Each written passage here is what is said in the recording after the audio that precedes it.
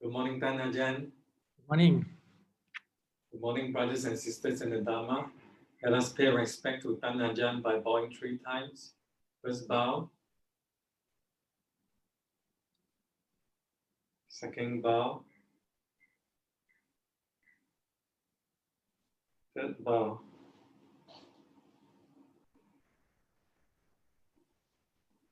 We'll begin with the chanting. We shall now invite Ajahn to lead us in the chanting, please. Okay, so we start with the Buddha verse on loving kindness. So maybe you can memorize it a little bit because today I will talk about this sutta in detail, the meaning of the whole sutta. Is it clear? It's so very blurred to me. Or it's just my screen? Can you see all? It's quite clear here also. Yeah. I try to share again.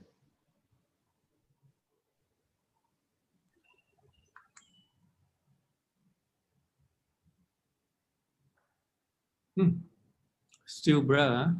Yeah, I'm not sure why. The internet is not, the signal is not so good. Yeah, maybe it's my side now. Maybe I disconnect for a while and I connect back very quick. Okay.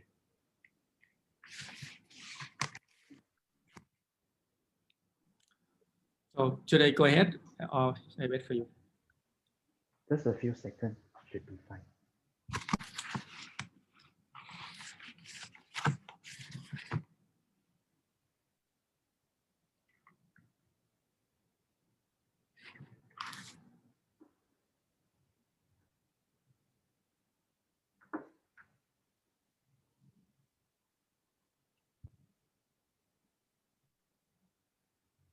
Is it better now? No, it's still the same.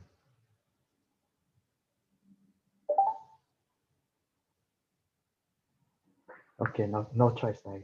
Nothing much I can do unless I reboot my computer. Maybe that will be taking too long time.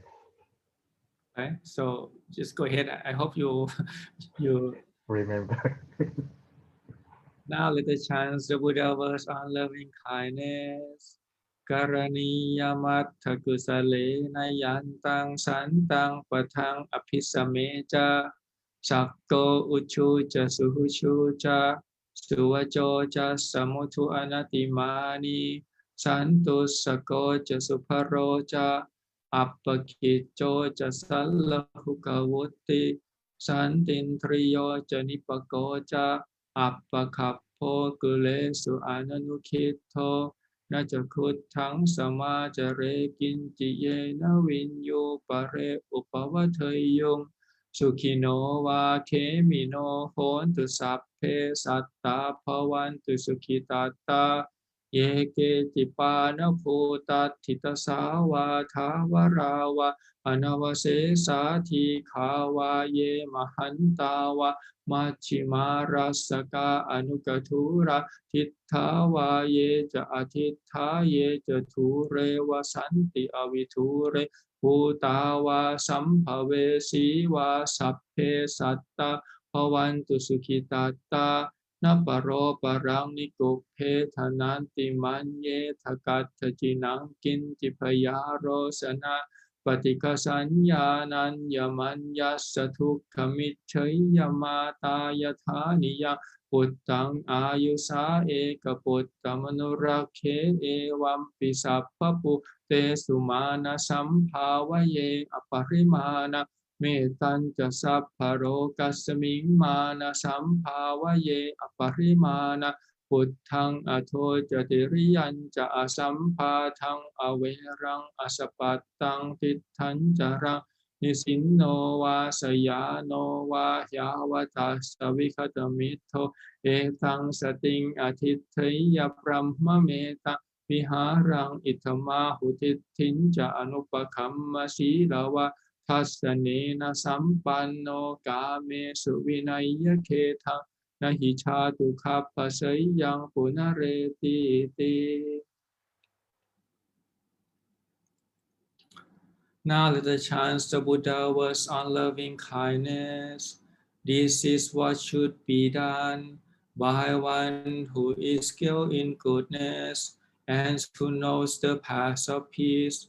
Let them be able and upright, straightforward and gentle in speech, humble and not conceited, contented and easily satisfied, unburdened with duties, and frugal in their ways, peaceful and calm and wise and skillful, not proud and demanding in nature.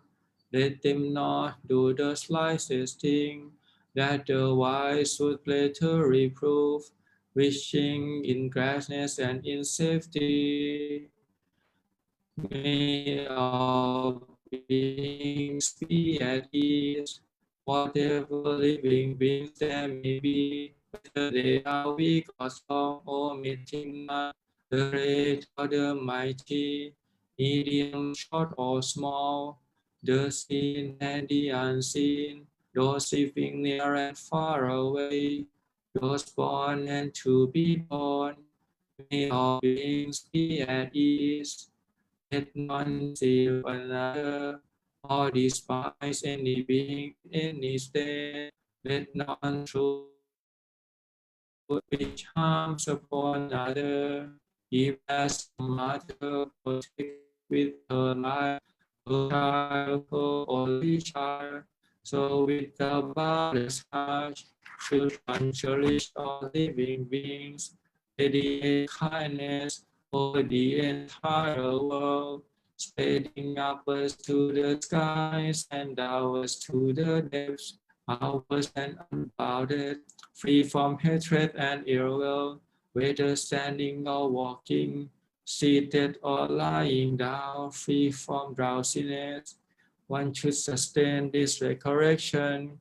This is said to be the sublime abiding by not holding to fixed views, the pure-hearted one having clarity of vision, being free from all sense desires, is not born again into this world. So now we do the words of sharing aspiration. อันธรรมยังอุทิศนาทิธานคาทายโยพนามาเสอิมินาปุญญกรรมเมนะอุปัชฌายาคุณุตตราอาจาริโยปการาจะมาตาปิตาจายาตกาสุริโยจันทิมาราชาคุณวันตานราปิจาปัมมมาราจะอินทาจะโลกัปปาราจะเทวตายะโมมิตามนุสาจะมัจจตตาเวริกาปิจาสัพเพสัตตาสุขีโหนตุปุญญานิปกตานิเมสุขันจะติปิทังเทนตุขิปปังปาเปทโวมะตังอิมินาปุญญกรรมเมนะอิมินาอุทิเสนาจะขิปปาหังสุลเพเจวตันหุปาทานเชทนังเยสันตาเนหินาธัมมายาวะนิพพานโตมะมังนัสสันตุสัพพทาเยวะยัตถาชาโต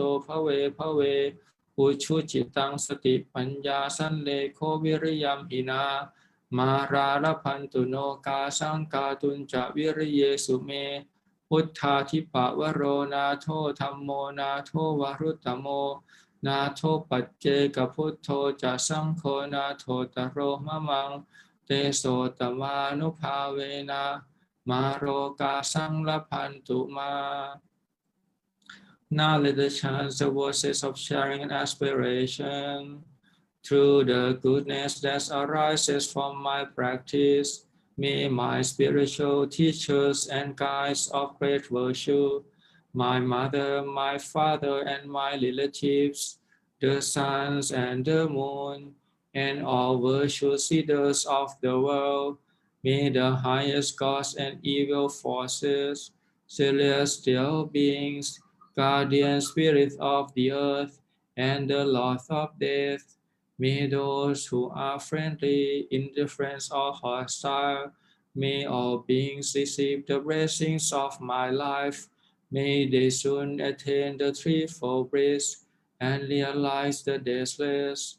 through the goodness that arises from my practice, and through these acts of sharing, may all desires and attachments quickly cease, and all harmful states of mind, until I realize Nibbana in every kind of birth.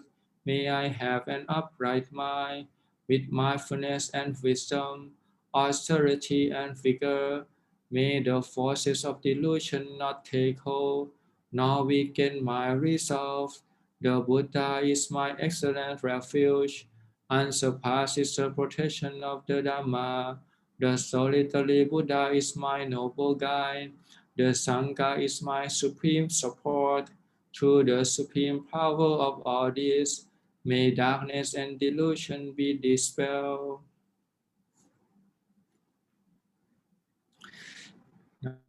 Do the reflection on universal well-beings. Han Thamayang Metta Paranang Karoma Se Ahang Sukhito Homi Nitukho Homi Avero Homi Apaya Pacho Homi Aniko Homi Sukhi Atanang Pariharami Sapphe Satta Sukhita Hontu Sapphe Satta Avera Hontu Sapphe Satta Apaya Pacha Hontu Sapphe Satta Anika Hontu Sapphe Satta Sukhi Atanang Pariharantu Sapphe Satta Sappa Tukha Pamunchantu Sapphe Satta Latha Sampattito Ma Vikachantu Sapphe Satta Kamma Saka Kamma Thaya Tha Kamma Yoni Kamma Pantu Kamma Pati Sarana Yang Kammang Karisanti Kalayanang Va Papakang Va Tasathaya Tha Pavisanti. Now let us chant the reflections on universal well-being. May I abide in well-being, in freedom from affliction, in freedom from hostility, in freedom from ill will, in freedom from anxiety, and may I maintain well-being in myself. May everyone abide in well-being, in freedom from hostility, in freedom from ill will, in freedom from anxiety, and may they maintain well-being in themselves. May all beings be released from all suffering, and may they not be parted from the good fortune they have attained. When they act upon intentions, all beings are the owners of their action and inherit its results. Their future is born from such action, companion to such action, and its results will be their home.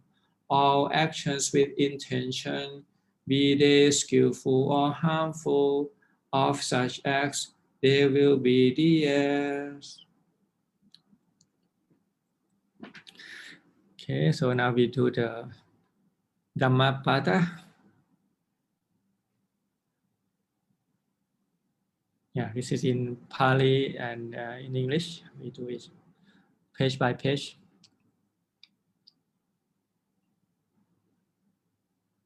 Okay, so you can learn Pali as well. It's good to learn Pali to the Dhammapada. It's very common. It's the most translated Buddhist text. Translated in many language, and even in English there has many versions of it. So the one I give you is a translation by Ajahn Munindo. Yeah, you can see, we can do a few for like 15 minutes. We do the Dhammapada. Mano Puppang Kama Dhamma Mano Setta Mano Maya Manasa Je Patutena Pasati Va Karoti Va Tato Nang Tukhamanaveti Jakang Va Vahato Patang Mano Puppang Kama Dhamma มโนเสทธามโนมยามนัสสาเจปสันเนนะภาสติวากโรติวาตัตโตนังสุขมานเวติชายาวะอนาปายินีสุภานุปัสสิงวิหารันตังอินทรีเยสุอาสังวุตังโภชนัมหิอมัตตัญยุงกุสิตังหินาวิริยังตังเวปัสสะ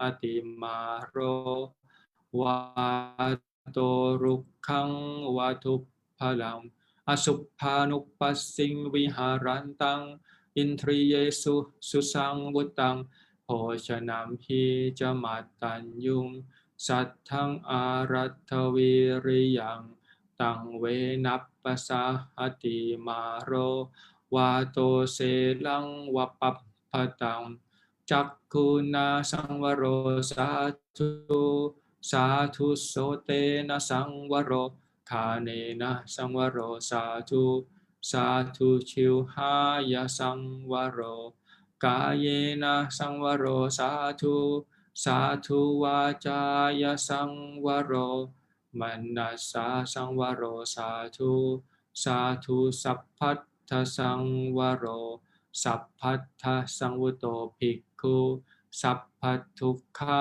ปมุญจติ Now we do the translation.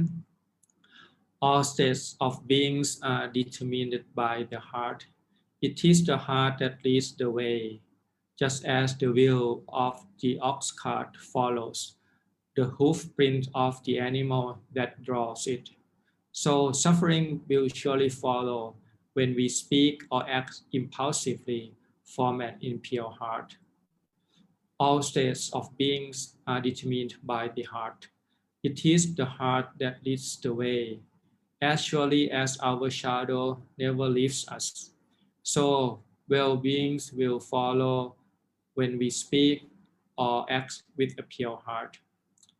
As a stormy wind can uproot a felled tree, so one who holds heedlessly to pleasure, who indulges in food and is indolent, can be uprooted by Mara. As a stormy wind cannot move a mountain of rock, so one who contemplates the reality of the body, who develops faith and energy, is unmoved by Mara. It is good to restrain the eye. It is good to restrain the ear. It is good to restrain the nose. It is good to restrain the tongues. It is good to be restrained in body. It is good to be restrained in speech. It is good to be restrained in mind. It is good to be restrained in everything. The renunciate who is restrained in every way will realize freedom from suffering. Dhammarato Dhammarato Dhammang Anuvichintayang Dhammang Anusarang Bhikkhu Satthammana Parihayati Appalapo Pice Bhikkhu Salapang Nati Manyati Tang Veteva Pasang Santi Sattha Chivin Atantitang Sapphaso namaro passaming yasanati mamayitang asatta janaso jati sawe bhikkhu devocchati metta vihariyo bhikkhu pasanno buddha sasane athikhache patang santang sankharo pasamang sukhang Pamocha pahulo bhikkhu pasanno puttha sasane athikhache patang santang sankharo pasamang sukhang yo have taharo bhikkhu yunchanti puttha sasane so imang lokang papaseti apphamutto vajantima Dhamma piti sukhang seti vipassanne na cetasa ariyappavetite dhamme sattharamati pantito. One who abides in Dhamma, who delights in Dhamma, who contemplates Dhamma, who memorizes Dhamma, does not lose the way. But being contented, even with modest gains, pure in livelihood and energetics, you will be held in high esteem. True renunciates regard the entire body mind without any thought of I or mine, and are devoid of longing for what they do not have. A renunciate who abides in loving kindness with a heart full of devotion for the Buddha's teaching will find peace, stillness, and bliss. A monk who cultivates a joyous disposition and is filled with confidence in the way will find peace, stillness, and bliss. While still a youth, a renunciate fully devoted to the way lights up the world like the moon emerging from clouds. Surrendering oneself to Dhamma leads to serious being. The wise perpetually delight in the truth taught by the awakened one. Sero yatha ekakano vatena nasamirati evang nintha pasangsasu nasaminchanti pantita appamato amatang padang pamato majuno padang appamata namiyanti ye pamata yatha mata etang vise sato yattva appamatham hipantita appamate pamotanti ariyanang kojare rata te chayino satatika niccang tanha parakkama pussanti thira nibbhanang yokkhakkemang anuttarang Suttasang advacchawanyesang attano panatuthasang paresang hiso vacchani opunati yatha pusang attano panachateti kaling wakitawa sato attana wakatang papang attana sangkilisate attana akatang papang attana vavisucchate sutti asutti pajjatang nanyo anyang visotaye mawamanye thapapassa namantang akamisate uttapintu nipatena uttakumpho pipurati purati paro papassa thokang pi ajinang. As solid rock is unshaken by the wind, so are those with wisdom undisturbed, whether by praise or blame.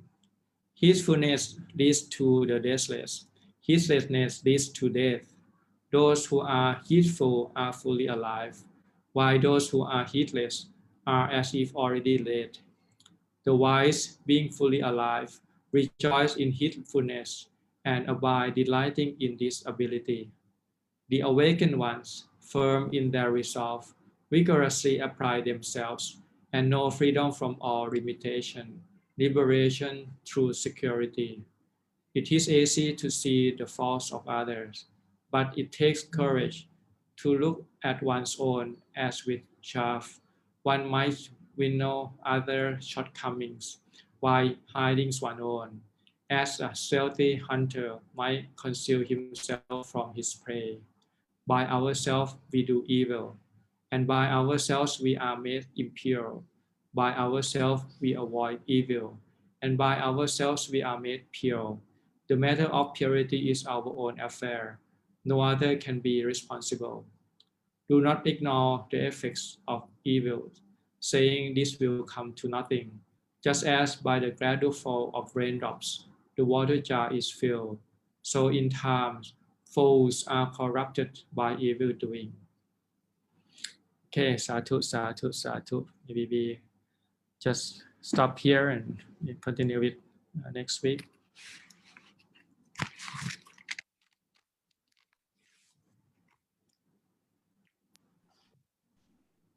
We'll now request for the three refuge, 5 and 8 precepts together. We'll begin by bowing 3 times. First bow. Second bow. Third bow.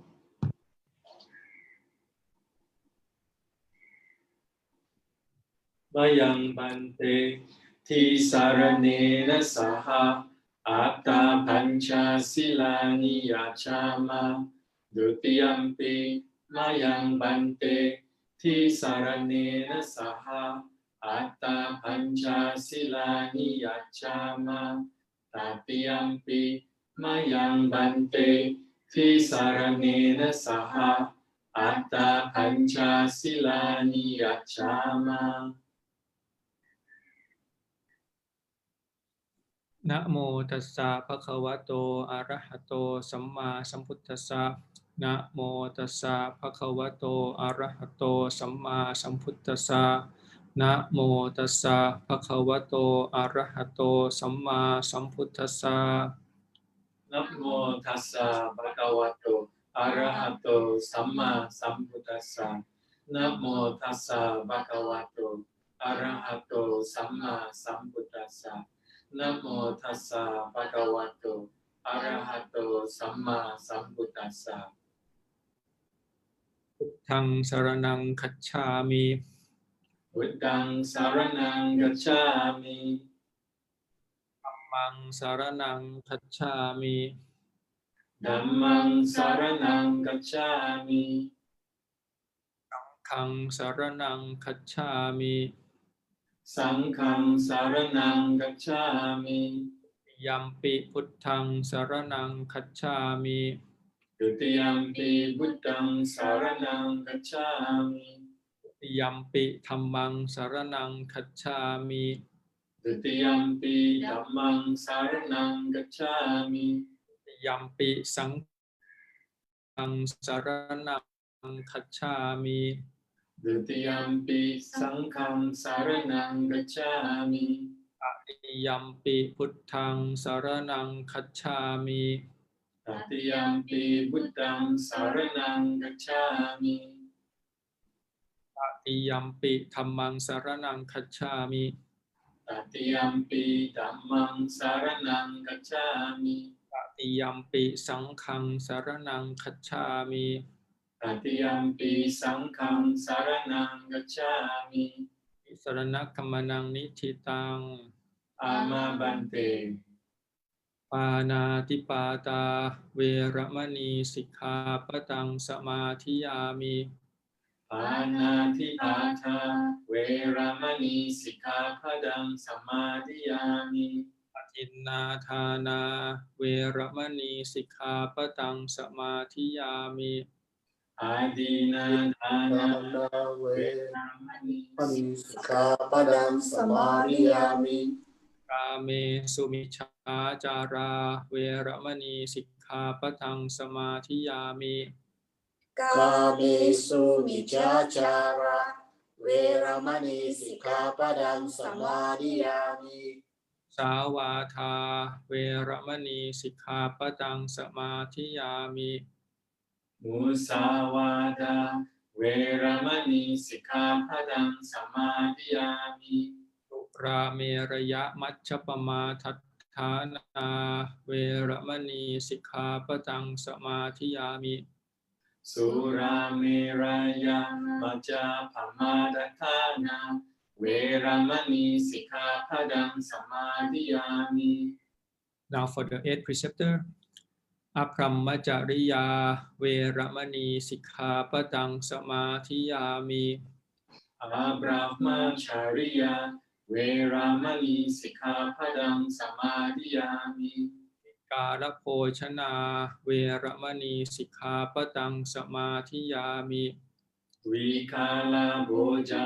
นาเวรมณีสิกขาปะทังสมาธิยามิ นัจจคีตะวัทิตะวิสุปทัสสนามาลาคันทะวิเลปนะธารณมันดนะวิภูสนัฏฐานาเวรมณีสิกขาปะทังสมาธิยามิ Nacha gita watita visuka dasana Malaganda vilepana Dharana mandana vibhusana thana Veramani sikhapadam samadhiyami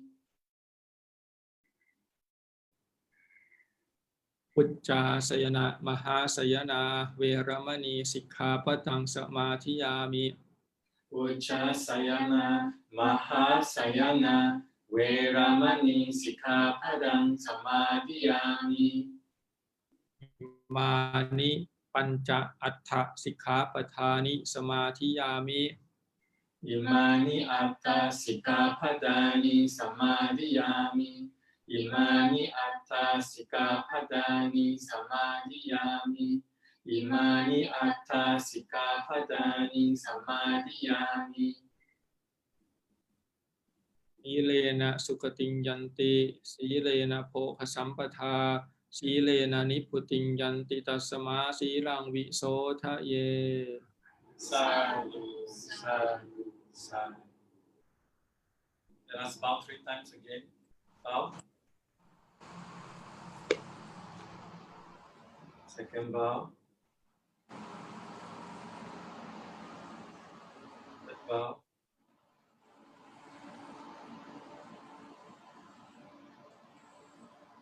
We will now formally request for the Dhamma Talk. Brahma Jaloka Hipati Sahang Bhakti Kakan Jalian Hikwagrang Ayajaka Santi Taksaka Pagrabja Kakjaktika Ese Tutang Mang Nukang Pikmang Pakjang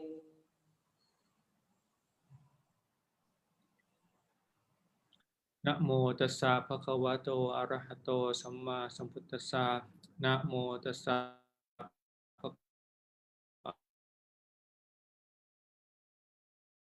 bhagavato arahato samma sambuddhassa Puttang dhammang sanghang namasami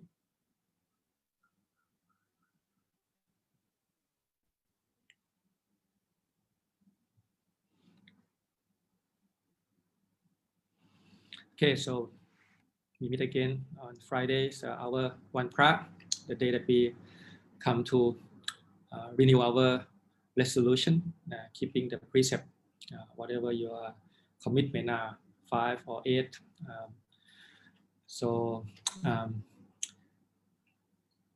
Now this season, we call the winter season. Normally, it's a time for monks for going for Dton, going in the forest to practice. And at the time of Buddha, this is also happening when the monks learn all the things that he need to learn. Normally, you have to stay with the teacher for 5 years. You learn all these rules, regulations, and then at least you have to know how to meditate. There were certain sutta that you have to memorize and understand before you go out and practice. So there's a group of people, group of monks who are doing just that. Basically, they go out in the forest. So they go to one of the very nice countryside. There's a forest there that is suitable for practice. So this group of monks very happy to see this place, and they set up the mosquito net and all this thing and practice. And in this forest, there's many devata, the god, the spirit. Usually, this is called the spirit that live in the tree. So when the monks go in the forest, then this devata have to come down. They can't basically stay up higher than a monk. So they have to come down and so that and stand next to the tree, not living up to the tree. So initially the monks practice and see whether this is a suitable place to stay or not.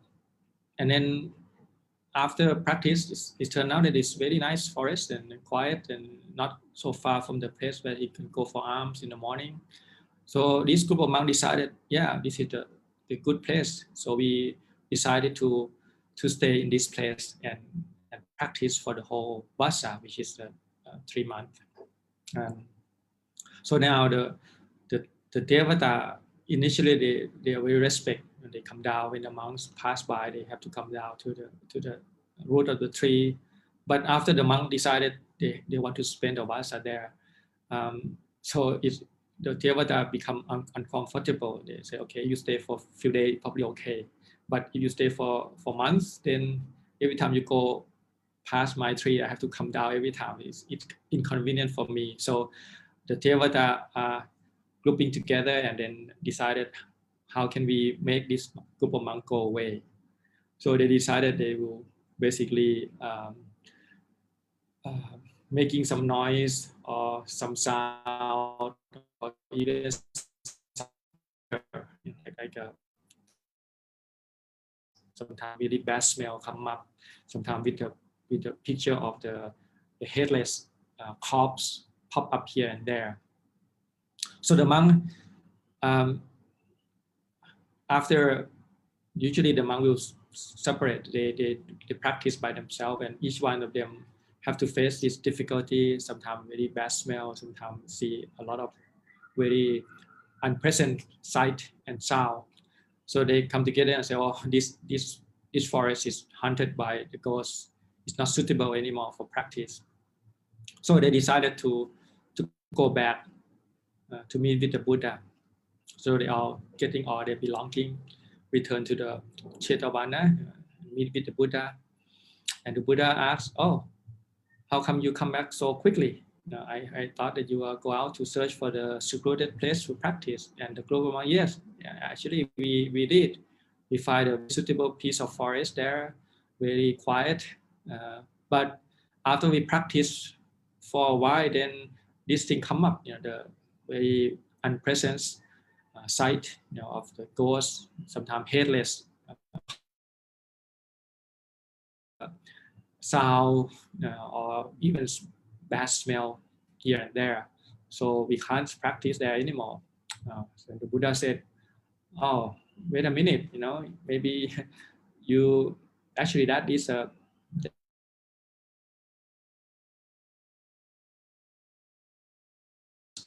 what the Buddha said, I mean, is a weapon of the Karaniya Metta, the chanting that we do. We started the day with the Karaniya Metta Sutta, the Buddha words on loving kindness. I'm going to talk about it in detail today. Teach all the monks this sutta, and the monks learn it by heart and go back to the same forest. And before he go in the forest, he will chant this sutta. Of course, the sutta is in Pali, but in the time of the Buddha, everybody speak Pali, so the Deva also know what the meaning of it is. So when the Devata hear the meaning of the sutta, why the monks come here, what the purpose of practice, and the monks, whatever the monks gain from that, the Devata also benefit from that as well. So the monks sharing all this merit for them. So they change their mind, say, oh yeah, it's auspicious to have these monks come within our forest. We should protect them rather than chase them away. So from then on, they helping the monks, whatever the monks condition to support the monk to practice conveniently, they will do it. So the monk practice very happily. And by the end of the vasa, they all attain arahantship, basically, or get enlightened. So this is a good story.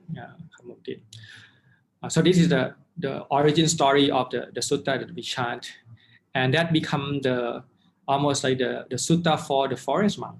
Actually, when the forest monk go to the forest, the first thing before we set up our mosquito net is we chanting this sutta. So basically to remind the devata or whatever spirit that dwell in that place to feel anumotana, to feel joy, rejoice in our what we're gonna do from now on. We do it for all of us. Almost we will share whatever merit that we gain from that, and the devata or the spirit will protect the monks from any bad whatever incidents that might occur in the forest. So this becomes the sutta for the forest monks. And I don't know, some of you might have been Tudong with Ajahn Jagino, and know whether he teach you this chanting or not, but it's good to learn it and memorize it. And you go in the forest, and somebody who are afraid of the forest, and then can do this chanting. And this sutta is actually it's not that long. It's quite short compared to the other sutta, but it's very packed in terms of the meaning. So I want to unpack it and maybe point out to the deep meaning of each word that we chant.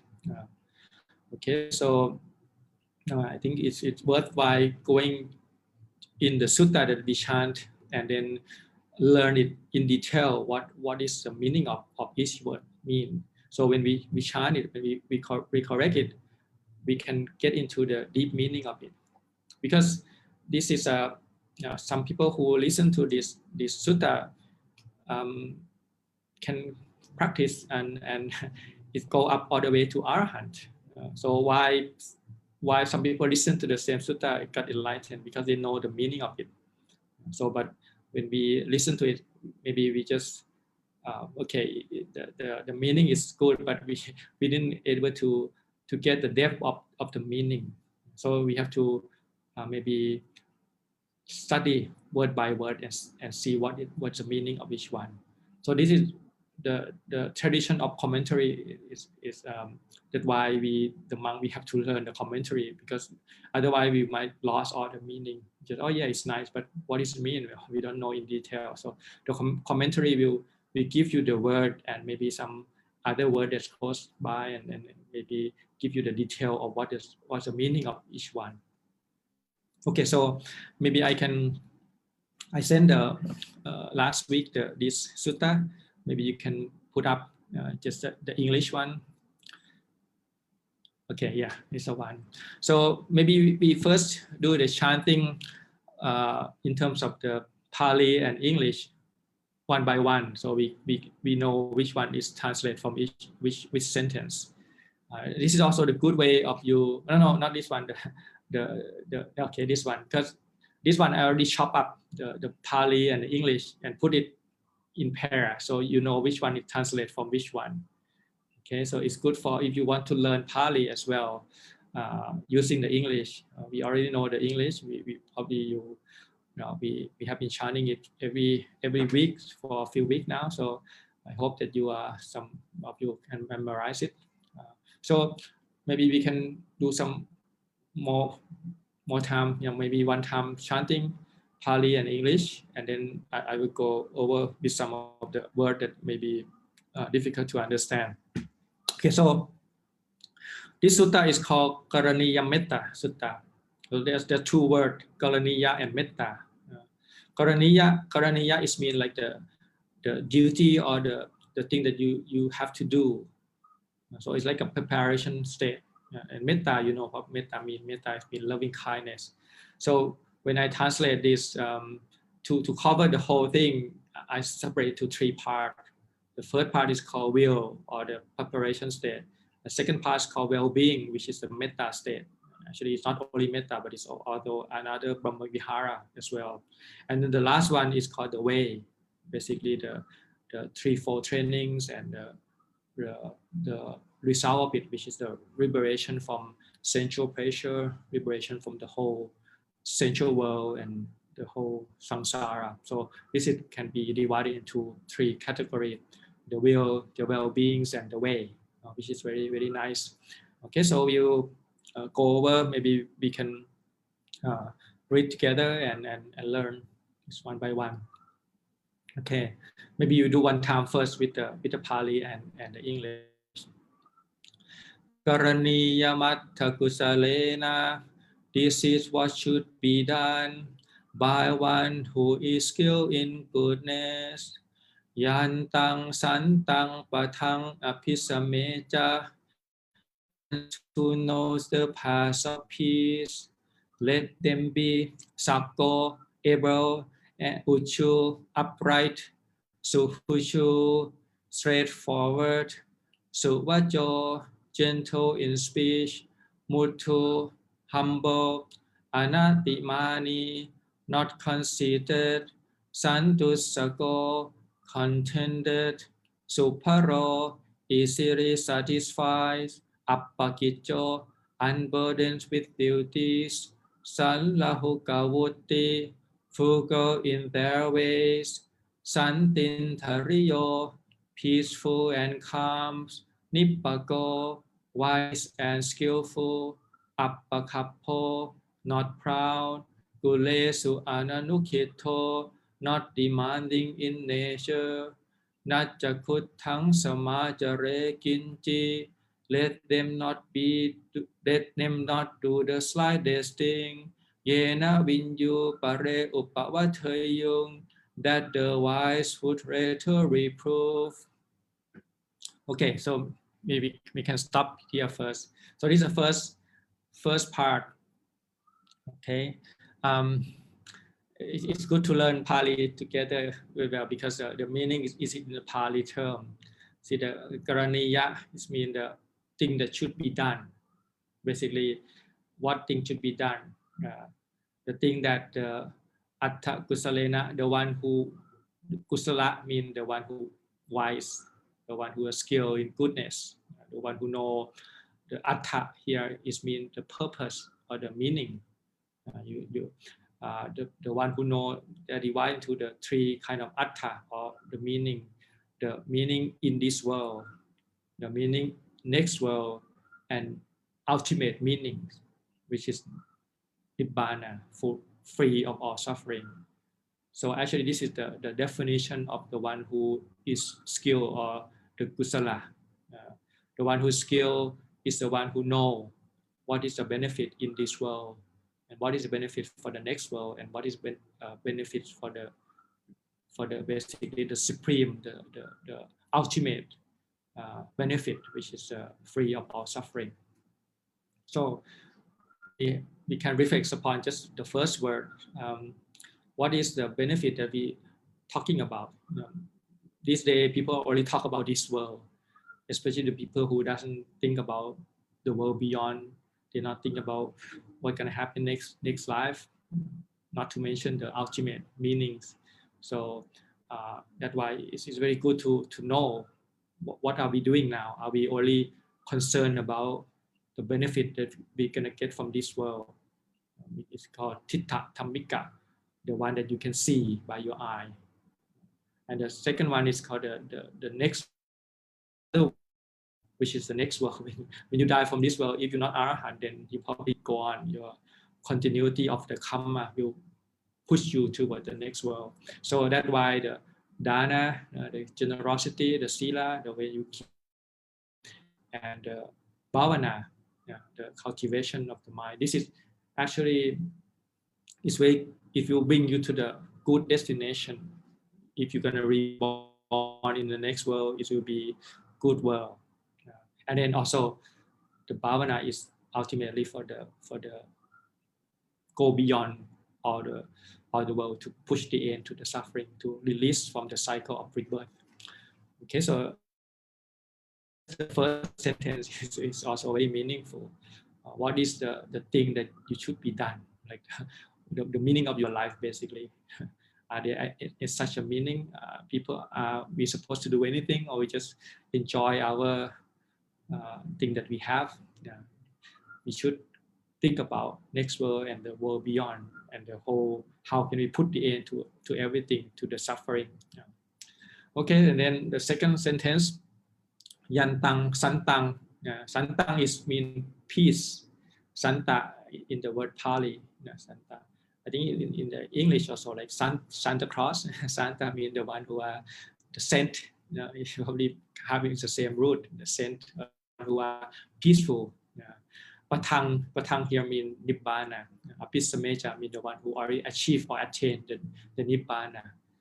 we translate as who know the path of peace, which is a nice translation. But the path of peace here is mean nibbana. It's very deep meaning. The saint who already know the path of peace.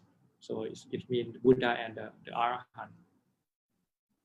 Okay, so this is the title, and then we go into the detail. So first section is called the will. I put it's very simple, the will, but it requires 15 steps. Before we go for Metta, actually, there are some preparations to be done first. Okay.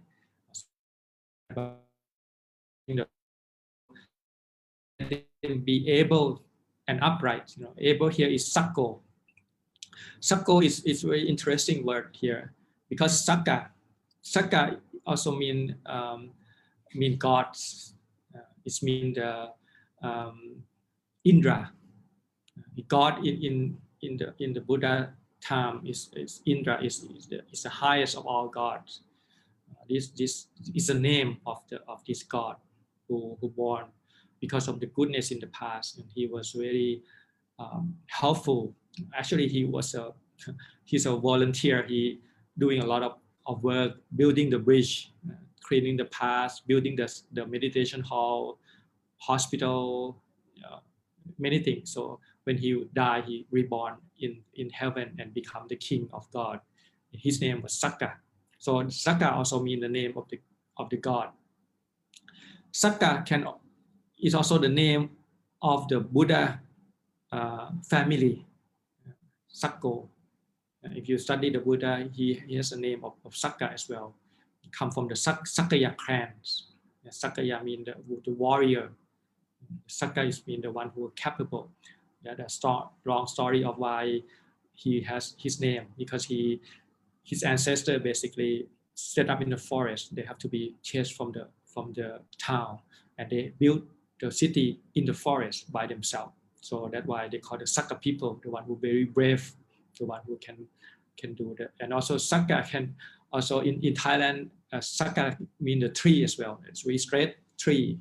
The tree that we built the hall called Ton Sak, Sakka tree. Teak is the same as Sakka. So the Sakka has many meaning. In Thailand, it means the tall and we straight. Sakka means the one who are very tall. The teak is very popular. In Burma, we have a lot of teak. Colonization there. When the England come, they cut all the teak in Thailand and built many beautiful buildings from the Sakka. Of course, the Sakka here is a quality. It means able. But I put the other word that it can also mean Sakka. It has different shade of Sakka. It can also mean will, aspiration. So you have to start with that first. In Pali it's called Chanda. Chanda is the will to do. It's in Buddhism sometimes people misunderstood. They thought because the word tanha can also mean will as well, but it's different. The tanha is will to consume, will to bring anything to consume and make it me and mine. But the chanda is different. Chanda is will to do. You see the difference? Will to consume and will to do is totally different. Will to consume is the tanha, is a defilement that we have to let go. But chanda, or the will, is to do thing. We have to have it. It's a beginning. The first word that the Buddha recommends is to have that. Because if you don't have that will to do, then you will not do anything. You will not move an inch. You just stay there. So in order to keep the precept, do the dana, give the food to the monks, listen to the Dhamma talk, do all this meditation, you have to have will. So this is the will that is a kusala will to do, or you can call it aspiration. Or another word here I think is maybe suitable is dare to do it. Like in early day when Ajahn Chah's practice, people come and ask, what make you stand out? What make you separate from other monks. You become very capable of teaching and giving the very beautiful Dhamma talks and all this, and you have all these Western monks stay with you. What is your what are you special about? And one word that Ajahn Chah said, I'm not different than all of you. Only thing that I might have different is that I'm there. He used the word there. I'm there to challenge myself to do things. Yeah, so I think this is a very nice word that Ajahn Chah used the word there. He pushed himself to do it. He tried to test the teaching of the Buddha. He said, okay, I probably born many times. This is I will give up my life, this life, to the Buddha teaching and to prove it, and I dare to do it. So I think you have to have that courage, like Luang Por Chah, to otherwise you will probably follow the same thing that you do again and again, probably many lives. You never have a chance to challenge yourself, to push yourself forward. But Ajahn Chah, he did have that. Whatever he learned, it's not just his theoretical, he just put it right away into practice. And that's why this is probably the first quality that you need to have, otherwise you will not go many far, because whatever you hear, if it just become theory, then it's not, it's like it doesn't make any difference. You just listen to it, oh, it's nice, but yeah, again, you go back to the same rut, the same routine. But you have to have a courage, you have to have a kind of spirit to, okay, I'm there, and I want to challenge my own kilesa. Buddha said again and again, if you follow your kilesa, you haven't started practicing it. So the practice actually go against the stream. Many things that you don't want to do. Nobody want to wake up 2 in the morning, 3 in the morning, coming for morning chanting, meditate. But you have to do it. So you challenge yourself. You know, the Tanha said, "Oh, but the Chanta, the view said, go, practice, to push up the practice." So this is the meaning of the word sakko, which is have a rich meaning. So I want to convey to you that it's very full of meaning, and of course it also means effort as well. The fact of moving forward, challenging yourself, and do it even though sometimes it's difficult, but you have a courage to try it out and practice. And the second quality is called uchu. Uchu means upright. We translate to upright. So yeah, it has the meaning of straight. Basically, uchu means straight. Straight. So you have to compare with the third one, which is suhuchu. Su means good. Suhuchu means straight in a good way. So actually, it just emphasize it. It's straight and then straight good. So we translate it to straightforward. So it's just a two word that has. So in the first pair, the first uchu means straight in body and speech, and the suhuchu means straight the mind. Okay, so that's two different ones. The one is straight body and speech. People who practice, they have to have a straight body and speech. They can't be deceitful. The opposite of that is deceitful. It's called maya. Maya is called deceitful. When you hiding, you do something wrong, but you don't want people to know it. It's called maya. Say you break the precept, but who care? I just continue on. As a monk, you have to basically confess, reveal your shortcoming, reveal I'm in the past week such and such I forget, maybe I not mindful enough, I say such a word, or I do such a thing that is offense against the rule. So you have to reveal that to your friends every Uposatha day. So as a lay people, you can use the same spirit. I mean, because sometimes we don't know much about the condition of the householder. It's maybe a lot of things, but you can help yourself in terms of the one who can keep this rule clean and pure, then can advise the other people. So you can go and, okay, say I can't keep the rules about telling lie. What is your secret? How can you keep this rule pure? And then you can exchange. Maybe you can keep that rule pure, but the other you have a problem with maybe sexual misconduct. So you can, okay, how can you keep these things? So you can exchange and help each other keeping the sila pure. So this is the same way as in the monk we have that. So the first step is to strengthen your body and speech, and then the mind is to follow, which is the next step. So the first pair is when you say uchu is straight in body and speech. Suhuchu is straight in mind. But it can also mean many things. Okay, the second pair is like we translate as honesty and trustworthy. I mean, probably English word is probably not that different. But the thing is that whatever you say, you keep to that word. I think this is the quality that is very important. That just straightforward. Okay, you do what you say. If you not say, if you're not able to do it, then you're not saying it. So this is a quality that is very important for the Bodhisattva before he become Buddha. He might break many rules, many precepts, but the thing that he's not breaking is the rule about musawata, the honesty. He will always say, okay, I do it, I will say I do it. I will not, if I not do, I will not say. So this is the quality that's very important.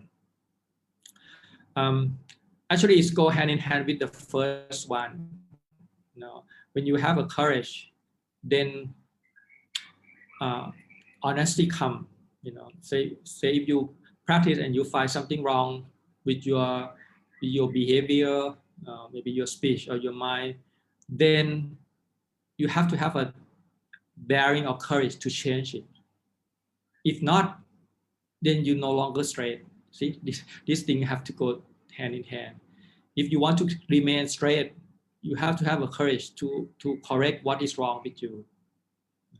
Sometimes people don't want it. You know, sometimes when you do something bad, something awful against the precept, then rather than change the behavior, they basically sometimes they even believe something else. They don't want to commit to the honesty. So that's why this is two quality that is probably most important when you're gonna practice, is that you don't have any kind of deceitful. You have to have a straightforward, and you have a courage to change whatever you commit to the new way. You know, slowly trade off any unwholesome body, speech, and mind, and stay with the way. Have the courage to change yourself. So this is very important. But there are many explanations about these two words. You know, another one is that uchu is like you straightforward in the early day of your life. Say some people in the beginning, when they're entering Dhamma, they're very inspired. They meet many people, many master. You know, this is my teacher. So I'm really, maybe after practicing for a while, when they go to the monastery regularly, they are familiarized with all the teacher. They're not really straightforward anymore. They change. Some people like that. See, not everybody come to the monastery basically straightforward. Some, we have a term in Thailand, people who are going to the monastery very often, they know a lot of loophole. It's like a good lawyer who know the loophole of the law, and they kind of understand how they play it, and they're not really straightforward. So suhuchu means even later in life, or even you are for the monk, maybe even you are the Ajahn, you still keeping straightforward. You act the same way as you are. Then you are always like the beginner, the new mind, the beginner mind. You are always the student, and always accept your own shortcoming or your own fault, and keep that straightforward throughout your practice, beginning, middle, and the end. Even the end of your life, when you get older and or become Ajahn, you straightforward. You keep all the rules like the new monks ordained on that day. So this is why it's very important to have both Uchu and Suhuchu. Yeah, straight, and not only that, you keep straight until the end of your life.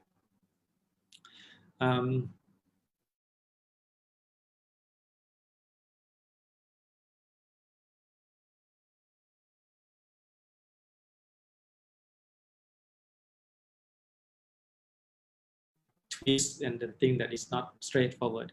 So in commentary, they explain the crookedness tree with a similar metaphor. The first one is crook like the cow pee. I don't know, have you ever noticed when the cow go out and they pee and they walk? They're not usually when they pee, they're just walking. So their pee is all over the place. It's like this. So the first thing is like you crook like a cow pee. Basically, you very crooked. Every corner, you never have any straight. But it's like you follow the path of the pee. When the cow pee, they just all over the place. Second one is called the crook like the crescent of the moon. So it's have two crooked. And the third one is crooked like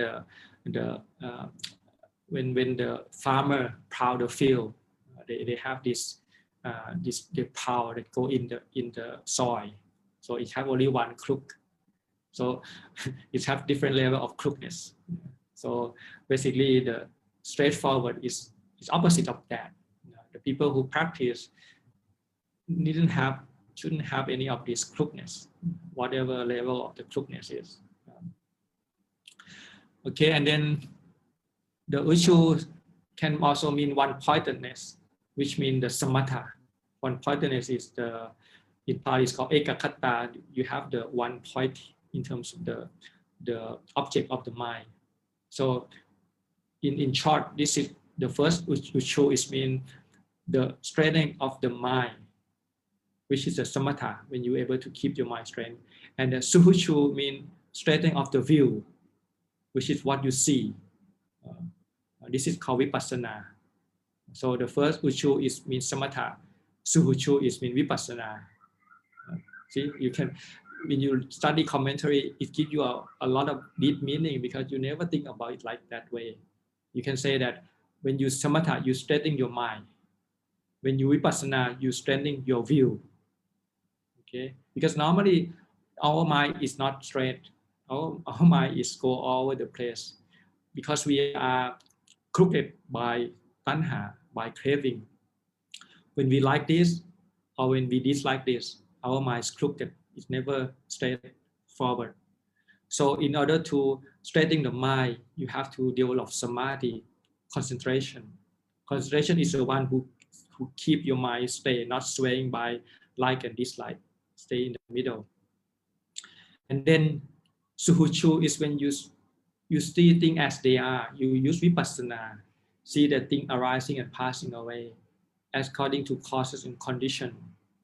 And it has a nature of pressing all the time. The new thing are pushing the old thing away. So and then another new thing pushing away again. So we become something else again and again. We can't keep things the same. Even a second is keep pushing us. We have to move again. You can look at your body. You shift the posture all the time. You can't sit still.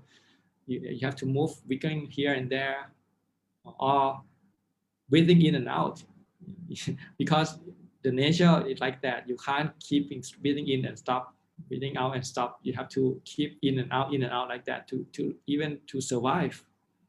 So life is moving.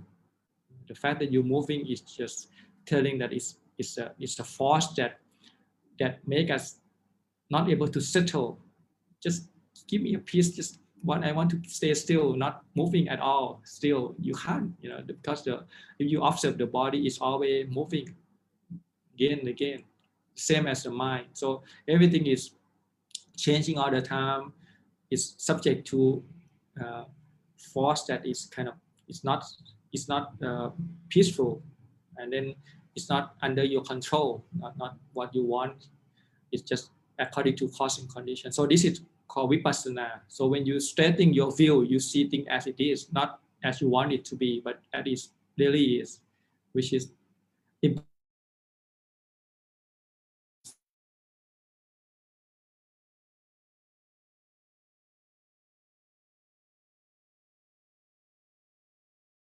meanings. But when you translate, you probably lost that. You say upright, straightforward. What do you say? Okay, upright and straightforward. Maybe you not see the difference, but the meaning there that they want to give to you, when the Buddha says such a word as uchu and uchu, his mean very deep, very deep. So you have to understand the meaning of all these aspects to appreciate what is the meaning of it. Okay, and number 4, suvajo. Vajo is mean speaking, talking. Su is mean good. We translate as gentle in speech. Okay, which is one way of translate. But actually, the more meaning of it is like is the meaning of open to criticism. So vajo is easy for people to criticize you. You receptive. You not get angry. Okay, so that's another very important quality, because when you practice, the whole idea of living in community is that we can hear the feedback, right? Because sometimes we have blind spot, we're not able to see our shortcoming.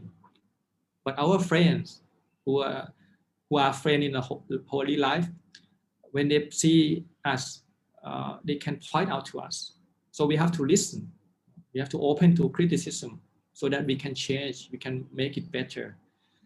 So this is another quality that we have to have. Just you have to be receptive.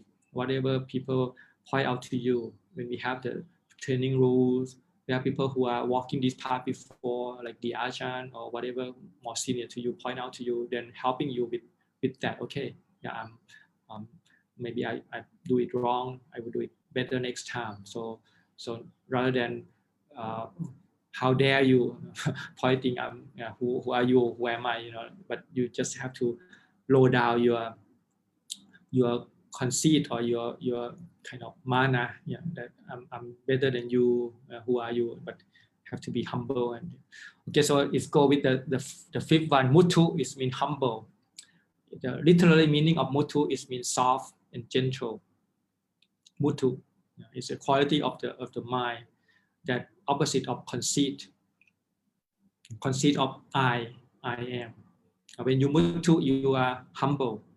So this is I think this is the whole idea of having to in a monk we have this called vatta. We are go and take care of the teacher, like Impossible talking about washing the fish of the Ajahn, go and clean his kuti, help massaging him, shaving his hair. All these things are basically lower ourselves.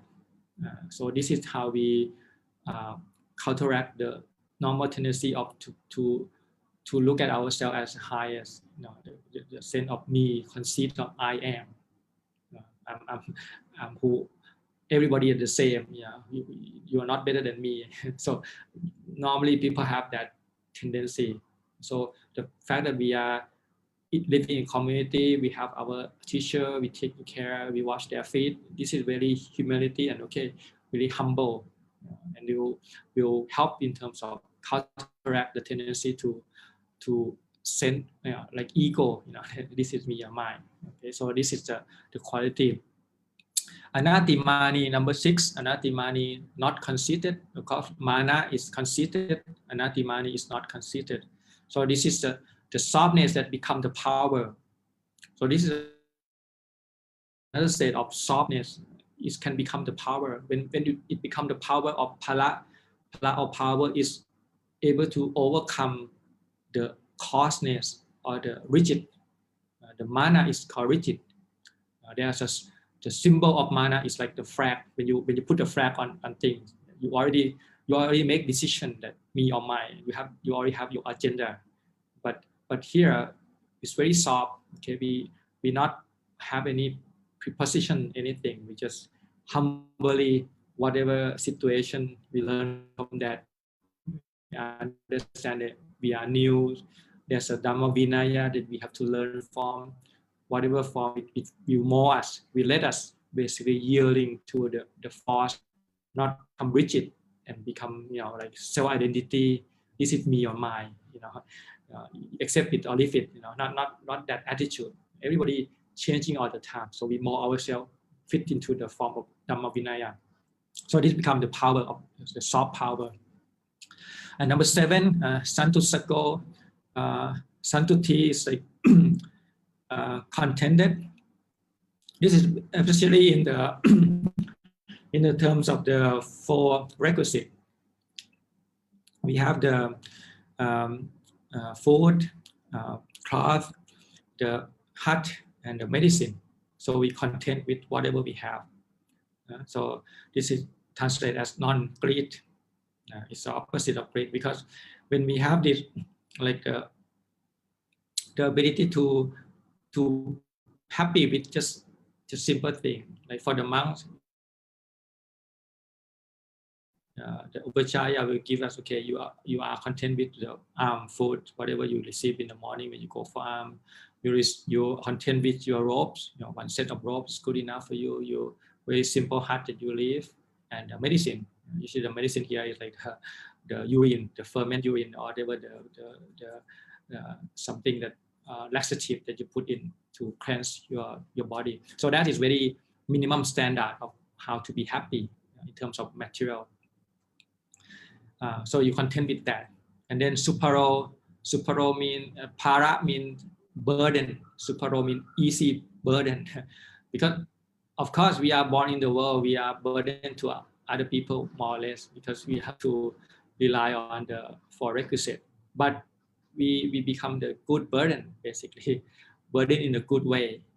Like the monk, we go for alms, we are burdened for the whole community, the whole village, have to feed the monks. But we hope that we are a good burden. We're doing the thing that we're supposed to do, and they also support us by sparing one piece of maybe some soup or a piece of rice. So that's how we depend. In exchange, we share our learning for Dhamma to them. So this has become the suparo, easily to be satisfied. So I think here for the lay people it might be difficult here, because you're not living like a monk, but at least you have this humility, that humble, that actually we depend on many other people to put the food in our bowls, our food on the table. Require many producing. If you look at the label, all these things come from different parts of the world to put it in the table, and you have a sense of gratitude. Okay, I should be not to indulge myself in this thing, but to use it skillfully. Whatever energy that comes from that, I put it to practice. So as a monk, we have the thing that we chant before we eat. So it's a reflections of the meaning of what the purpose of eating. So you can do the same. Every time you making use of requisite, see whether you can see the connection of it, how difficult it is, and have a sense of gratitude, and what can I practice to be worthy of this food or requisite that I have. Okay, so here is anti-greed, because here it's not only do not greed, but you also opposite of greed. You destroy the greed. You become generous, easy to give away. So this is the quality that the Buddha want to give to you. It's just very deep. When you practice this in the right way, your greed should be less and less. The greedy mind will be less, because with all this practice. And then number 9, appakitcho, unburdened with duties. Kitcha is mean duties. Appa means less. We translate unburdened with duties. Of course, this is very important. That's why I put the wisdom there, because you have to have a wisdom to know which duty that is. How can you practice? You not pick up the duty that is burden. You minimize your duties. Whatever duty you have, and you practice it well. So, like in monk, we have these 2 main duties. One is to refrain, it's called sila, and to do is called vata, the observant. You have the upachaya vata. You have your duty towards your teacher, or you have your duty towards your monastery. You have to sweep it. You clean the toilet around, making things clean for people to use. So this is your observant. and then you have the precept that you have to refrain. So you it's like a checklist. You don't do this, but you do this. Yeah. So for the lay people, you have to make up your own list, what you should not be doing and what you should be doing. So this, your duty will be minimized in terms of the getting the physical body going, so you can focus more on your mind training. So this is very important to have that appakitjo, the duties that is minimized and not burdensome. It should be actually, if you go to the monastery, you can notice that the activity that is routine, like sweeping, washing the robes or whatever, it is much easier to maintain mindfulness with the routine skill that you do, like sweeping, cleaning or whatever. That's why that is very suitable. But any duty that involves thinking, like creating, it's very difficult when you meditate. Usually the mind go all over the places. So you have to kind of somehow adapt it in your, if you want to be successful in practice, you have to keep your duty in the right way, that not opposite of the practice. Like among sweeping is very good actually. When you're sweeping, it's a good exercise, place is clean, and when you sit meditate, it's just focus easy. All this cleaning tasks, everything is actually is perfect for meditation. Okay. And then number 10, Sallahukka Vutti, the frugal in their ways. Vutti mean practice. Sallahukka Vutti mean right. Very simple living. Like a monk, we have the bowls, we have the robes. Actually, that's all we have. It's very light. The Buddha said, like you eat like a pig, basically. Not mean that you really easy to whatever you feed the pig can eat, and you live like a chicken.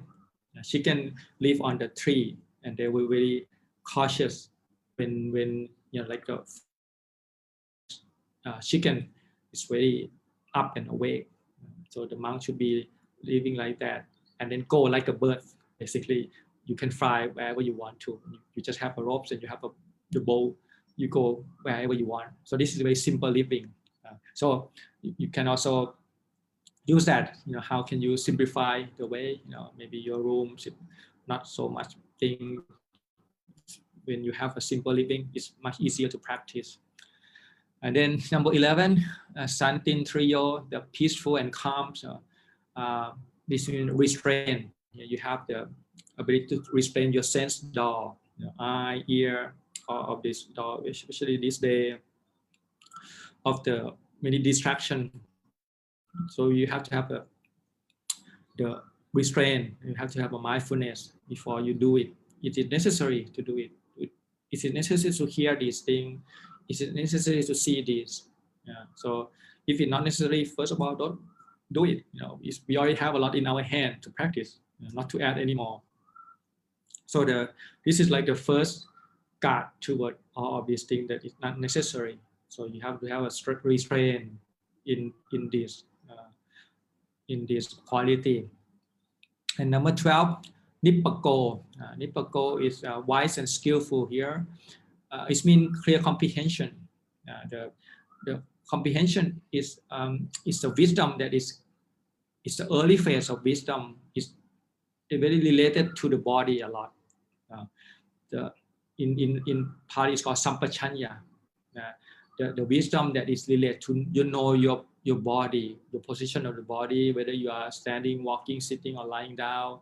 The minor movement of your hand, falling in, straight forward. All these things. Even when you drink, when you eat, when you go defecation, urination, such and such, and the purpose of that. What is the meaning of that, the contemplation of the body, what is the suitable, what is will be supporting on that condition, what is the be obstruction. So you have to know that is for you to do that or not. So this is very specific way of wisdom related to the wisdom of the body. And Nipakal can also mean the problem solving skill, because you're gonna have some problem when you practice. So you have the wisdom to how can I avoid that? How can I help myself or manage or guide myself through this problem? So it's that the whole meaning of Nipakal. And Appakapo number 13, Appa mean less, Kapo mean proud or basically not restrained. You Kapo is very here it used the word tranquility or passathi. When you're not basically touching everywhere, you very restrained, like composed. This is the quality that will be successful in the practice. Apakapo, not proud and not basically play around. Keep yourself minimum. Speak only minimum. Do things within the limit of the posture of the monks. And then number 14, kulesu ananukito, not demanding in nature, especially for the monk. Sometimes we be very demanding when the people come and ask, what do you need? Sometimes you go overboard. You say, oh, I need this. So the Buddha always say, okay, think of it again. Before you ask for the thing, maybe not right away. Push with it for a few days. Ask yourself again whether you still need that or not. If you ask 3 times and you say, okay, this is the thing that you need, then you go ahead and ask. But when you ask, not to overburden them. Actually, there's in Vinaya is many way of asking the requisite in such a way that let them do the merit, but not overburden them. So this is the thing that probably I don't know in the level how you practice it, but as a monk this is very important rules, because you have to know how to ask. I put the word mental balance here to mean to balance. Of course, you don't want to also don't do anything. You just want for the lay people to have a chance to offer the merit as well, but in the right way, not too much for them, and yet they have a chance to be participants in the activity of the monk. So that's the thing that you have to work out. And for the lay people, I think it's very important, because sometimes I go to the retreat and in the West, people pay for the retreat, see? And sometimes they go to the retreat and they start to criticize, this food is not good, and I pay for this. How come the food is so bad? So I think the spirit is that even though we pay for the retreat, but the food is cooked by other people, we should be content about it. Okay, accept whatever it is, and let's see whether we can live with that kind of amount of food, and that different aspect. Then start demanding. I should be this and that. But okay, try simple. Whether whatever food, whatever the wedding that we have. So this is the skill that we have to learn. And the last one, okay, is about not do the slightest thing that the wise would later reprove. So actually there's 2 quality here. The first one is called hili, mean you use yourself as the standard. Whatever you feel that is uncomfortable. People have that compass. You have that sense of whether this is suitable or not. So that is called the moral shame. We have that compass in our mind to guide, okay, this is the proper thing to do. This is not a proper thing. So the sense of the shame is like you are beauty, you already dress yourself. You go to the market, you don't want to put anything dirty in your face. That's kind of the metaphor. And another one is the wise would later reprove at a standard. You use the wise one, usually your teacher.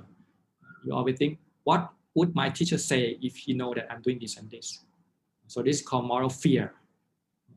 Like Ajahn Chah, many people told me that he even though he's so sweet and charming and all those things, but when he come down to training the monk, he quite fierce. It's like a tiger. So you have that sense of fear that I don't want to do anything bad, especially when my teacher will be able to criticize me. So that's called otapa, fear of wrongdoing, fear of doing something bad. This moral fear and moral shame is the basis for all the sila, or the morality, or the ethical thing. It's called Devata Dhamma as well. The Dhamma that make people Deva, divine. People, some are and then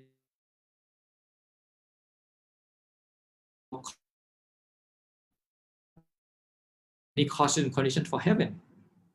And what is the cause and condition for heaven? Moral shame and moral fear. You have hiriotapa or not? If people know, okay, this is the thing that I shouldn't do, and they refrain from it, the wise people criticize this, so I will not do it, then that is already heaven. And as far as the cause and conditions are there, the heaven is there.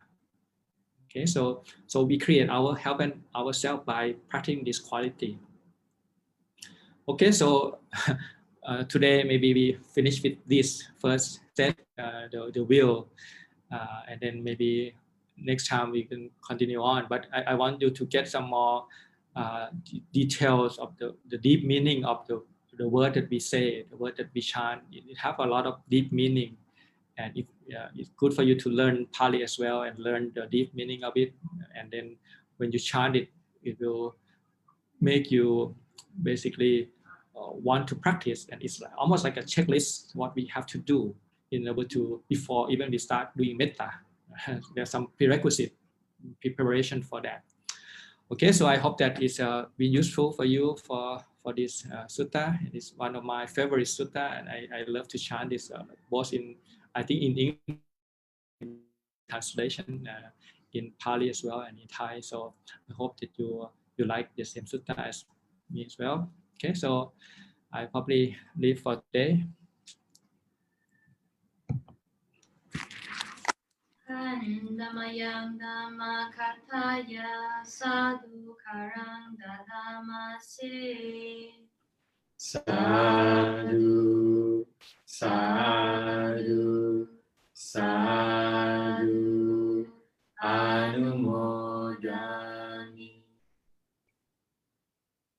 Thank you, Tan Ajahn, for the teaching.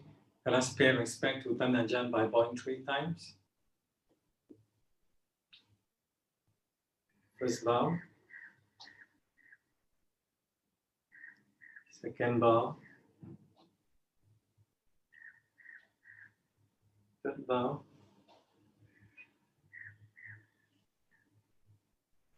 We will invite Tan Ajahn to lead us in the closing homage.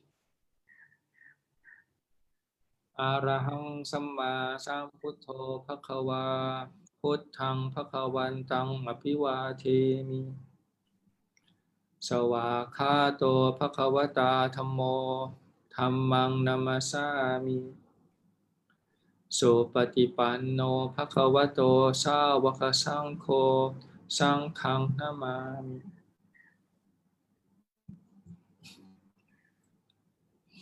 Thank you, Ajahn. See you next Friday.